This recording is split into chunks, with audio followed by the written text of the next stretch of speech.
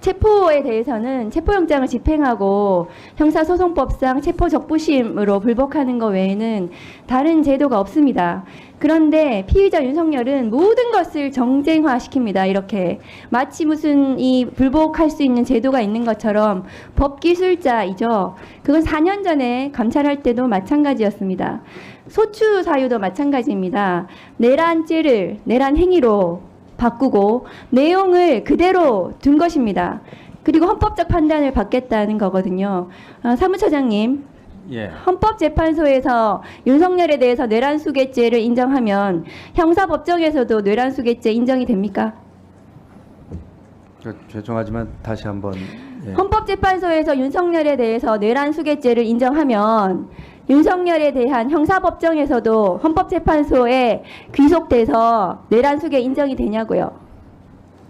헌법재판소에서 내란수괴죄를 인정을 하면 인정을 어떻게 한단 말씀입니까? 아니 지금 국민의힘에서 주장하잖아요. 뇌란수괴죄를 넣어야 된다고.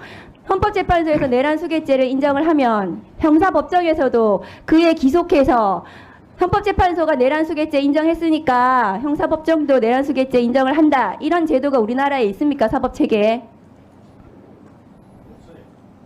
있습니까?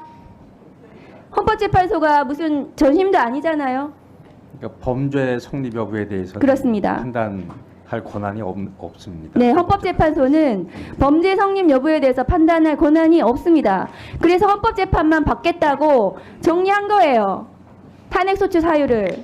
그런데 박근혜 때도 마찬가지로 그렇게 했어요. 범죄 성립 여부는 판단 안 받겠다고 권성동 원내대표가 했습니다. 본인의 과거를 지금에 와서 부정하는 겁니까? 왜 모든 것을 그렇게 정쟁화해가지고 국민들끼리 싸우게 만듭니까? 내란 수괴가. 이해가 안 됩니다. 그리고 반대를 하려면 탄핵소추단에 들어와서 반대를 하세요. 왜 소추단에 국회의원들 지금 민주당, 조국혁신당 다 개혁신당까지 들어가 있어요. 본인들이 왜 안 들어와 있습니까? 거기에 참여를 안 했어요. 와가지고 의견을 냈어야죠. 왜 안 들어오고 밖에서 저렇게 정쟁화시키는지 이해를 못하겠고요. 윤석열의 이 끝도 없는 정쟁화, 그것이 예상되기 때문에 탄핵소추 사유를 정리를 해서 헌법재판만 받겠다는 것이 탄핵소추단의 의견입니다. 화면 좀 띄워주세요. 공수처장님, 체포영장 집행을 방해하는 것은 전직 법무부 장관의 저 말에서도 알 수 있죠.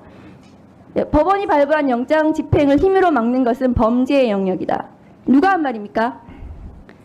한동훈 전 법무부 장관이 한 말입니다. 다음 거 보여주세요. 공수처 왜 1월 3일 현장에서 5시간 만에 나왔습니까?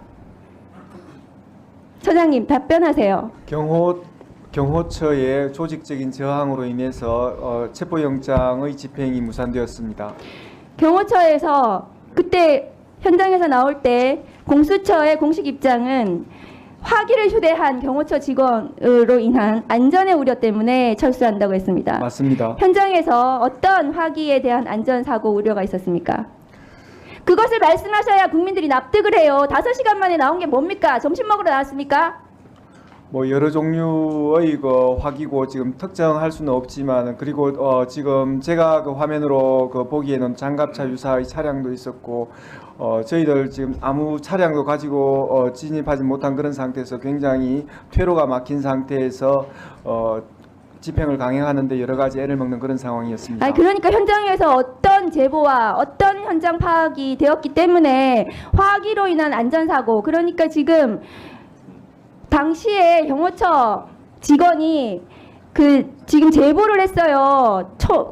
발포를 해도 된다는 박종준 경호처장의 발언이 있었다. 그런 부분들에 대해서 공수처가 당시에 그런 우려가 있었습니까? 어쨌든 그 심리적으로 또 물리적으로 여러 가지 위협을 느끼고 자칫 그 충돌로 인해 가지고 그 물리적 충돌로 인해서 뭔가 대단한 프레임 전환이 일어나면 저희들이 그 수사하는 걸 넘어서 여러 가지 나쁜 영향을 미치겠다는 그런 판단으로 그 더욱 집행해 나가지 못하게 했습니다.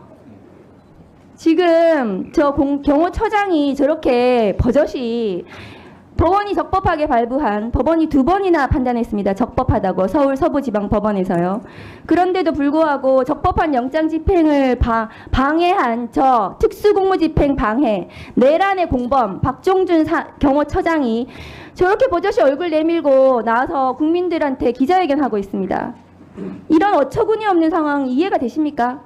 이거는 윤석열식 언론 플레이거든요. 4년 전에도 마찬가지였어요. 감찰할 때도 밑에 부하 검사들 내세워가지고 자기네 뒤로 숨고 마치 불법한 감찰을 하는 것처럼 온 검사들 다 동원해가지고 언론에 저렇게 들이밀어가지고 동네방네 떠들게 하고 저래가지고 저 사람 지금 잡아야 되는 거예요. 현행범 체포를 왜 안 했습니까? 현장에서 국수본에서 하자 그랬는데 왜 안 했습니까? 공수처가. 그런 부분은 정확하게 말씀드리자면 조금 오해가 있는데요. 저희들이 현장에서 다 의견이 합치된 건 아니지만 여러 가지 물리적 충돌, 충돌로 인한 그 부작용을 막기 위한 그런 판단이었지 어느 쪽이 맞고 어느 쪽이 실행을 하겠다는 그런 상황은 아니었습니다. 경호처장이 지금 현행범인인데 왜 체포를 안 해요? 거기서 체포를 하셔야죠. 그리고 공조본부는 이 영장 집행과 관련해서 회의체 형성해가지고 회의 몇 번 했습니까? 이 진압 작전에 대해서. 진압 작전과 관련돼 가지고 지속적으로 서로 협의를 해온 아니 것은 맞습니다. 모여가지고 회의를 몇 번 했냐고요? 회수에 대해서는 제가 정확하게는 지금 모이긴 말씀드릴 모였습니까? 제법 많은 숫자로 모인 걸로 알고 있습니다. 2차 집행 때는 제대로 진압 작전 성공하십시오. 안 그러면 공수처 그만 폐지하세요.